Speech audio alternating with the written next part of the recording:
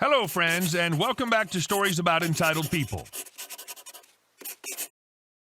Let's start our video with a story in which our protagonist knew how to play the system like a fine violin. Because you shouldn't ban a group of friends from spending their time with a glass of beer or a whole keg. But before we begin, don't forget to subscribe to our channel if you're new here and turn on notifications so you don't miss a new video every single day. Here we go. Can't buy 2 kegs of beer? All right then. So my dad and some of his friends had a game club in the 70s in which they played pool, darts, board games, etc. at each other's houses and apartments once a week. After a while, they decided upon throwing a party. My dad was assigned the task of getting beer for everyone. This was a rather large club, so he and the others decided that 2 kegs of 50 liters, 13 gallons, would suffice. He then called up the local brewery, Tuborg, a sub-brand of the more well-known Carlsberg brewery, and was told that they couldn't sell him the kegs if he only bought 2. He had to buy at least 5. So he did. Tuborg, at least at the time, had a return policy in which you could return unused kegs and get your money spent on those back. My dad drove down to the brewery with 3 unused kegs and got his money back. In the end, he only paid for the 2 kegs and was a happy man. He said that they changed the policy afterwards. Thoughtful of you to put the keg volume in gallons for us silly Americans. But we drink alcohol in the metric system. And our second story. Entitled neighbor thinks that my wife shouldn't be allowed out of the house. I live in a very friendly community in Sydney, Australia. Almost everyone knows everyone else and gets along really well. We've been here for over 20 years now, and I wouldn't live anywhere else. Firstly, my wife is blind. She's a bit famous both for being a successful medical practitioner in the area and because she's done a lot of public speaking on blindness and has been featured in a few ads with her guide dog. Around 10 years ago, a new family moves in about 10 houses down from us. It comprises entitled neighbor equals Maria, entitled kids 1 to 3 equals EK 1 through 3, poor dad equals Paul. They obviously own the new franchise of a fairly well-known Australian dessert chain. They have the company van in their driveway whenever hardworking Paul happens to be home. I'm guessing he worked 13 to 15-hour days, 6 to 7 days a week. Poor guy. My wife likes to go for walks around the area with her guide dog. It's her main form of exercise and a way for her to bump into and chat with the members of the community who know and like her. At the time, our daughter was still a baby and in a pram, so my wife towed the pram behind her when she walked. That was actually the subject of one of the ads she was in. As she walks past this house, their dog runs out and attacks her guide dog. She was on her own, but fortunately another neighbor saw it and pulled the dog away while she went home. She tells me about it, but we think, well, they're new here and maybe one of the kids let the dog out. It's illegal to have a dog off-leash anywhere in public in Sydney other than certain designated parks and beaches. A couple of days later, the same thing happens again. This time, the dog ran all the way to our house from theirs and attacked her dog. Fortunately, I heard her scream. Came out and dragged the dog off her. This time, I went over to Maria's house to complain about their dog. Me. Hi there. I live up the road and your dog keeps attacking my wife's guide dog. Maria. Why is this my problem? Me. You realize that it's illegal for your dog to be outside your yard off-leash, don't you? My kids like playing out front with the dog.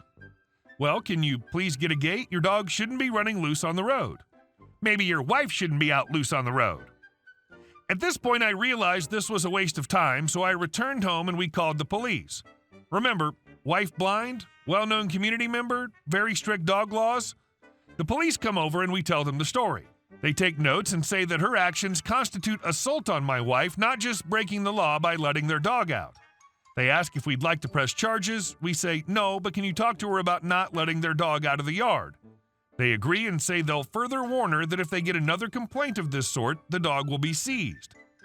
A few days later, my wife wants to go for another walk, but she's still a bit shaken by the 2 attacks, so she asks me to come with her. As we walk past Maria's house, EK 1 through 3 are in the front yard. When they see us, they immediately lie on the ground and play dead. I notice Maria watching and ask what's going on. She says, well, if you're going to get our dog killed, you might as well get our kids killed as well. A few days later, our doorbell rings. I answer, and the man there introduces himself as Maria's husband, Paul. He says that one of their direct neighbors saw what was going on with his wife, kids, and their dog and told him about it. He apologized profusely for what his wife and children have been doing and says it'll never happen again. Paul seemed like a very nice, if exhausted, guy. I said that this is a close community and everyone likes to get along. Paul replied that he could see that. Flash forward to maybe 2 months later, and we notice that house is up for sale, and we never see the company van in the driveway. It turns out they were going through a divorce and had to sell the house, after being there less than a year, and the business to split things up. I'm not saying the incident with my wife caused the divorce, but I'm sure it contributed to it. Unfortunately, his working so hard all the time left his entitled wife to bring up 3 entitled kids. They're going to face some hard knocks in the future. If I were you, I would have pressed charges regardless. But it looks like the trash took itself out. And our next story.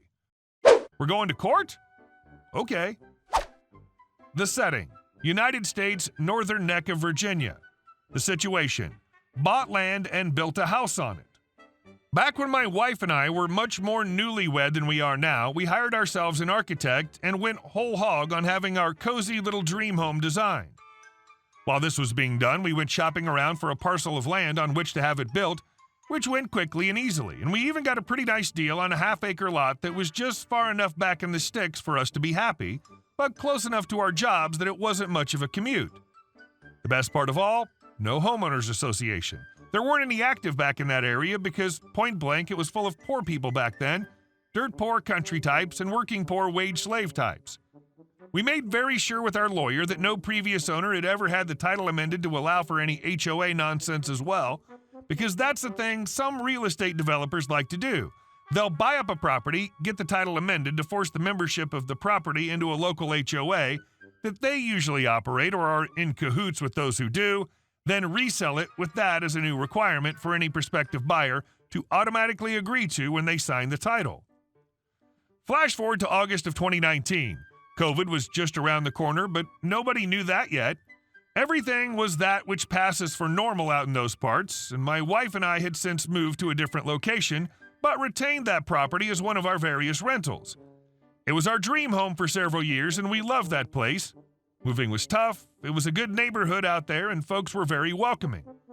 Then a company that's totally not named Ryan Homes or anything even slightly similar came in and spent some years buying everything up back there that got the market and pressuring folks into selling, which worked out for them only too well. And of course, they gentrified everything. For 3 years and some change, there was massive amounts of the old being torn down and hauled out and the new being built up and sold. The HOA was built right in because, of course it was, folks with money enough to throw down on crappily built houses that looked nice from the front moved in one by one and two by two. Property values in the area skyrocketed, property taxes skyrocketed right along with them, and more of the less poor people were forced to sell because they got taxed out of their own homes. My wife and I knew what was coming from the get-go. We knew those dinguses from Totally Not Ryan Homes were going to come sniffing around our way not to try and buy us out, but see if they could finagle, schmooze, or threaten us into joining the HOA they were installing. It was inevitable. Lots of information is public record. They knew we had money. They knew we were living below our means by 2 orders of magnitude. They knew we clearly meant to be exactly where we were because we sure didn't have to be. They knew they didn't have a snowflake's hope in hell of pricing us out on taxes, so they tried nagging us to death and coming right up to the line on harassment, always to talk to us about joining the HOA. They failed. They got told by one expensive lawyer to find something else to do before we all got super busy helping them find things to worry about, and so they desisted for some years. Then my wife and I moved and got the property set up as a rental. Absolutely Not Ryan Homes starts bothering our tenants there, both trying to get them to pressure us into putting the property into the HOA, as well as getting our tenants riled up with the most outrageous lies about what could happen if we, the owners, don't protect our renters better. My wife and I were livid after hearing about this crap, so we got a hold of Definitely Not Ryan Homes to let them know that this was our formal request that they stop bothering our tenants and that all further communications would be from our really expensive lawyer.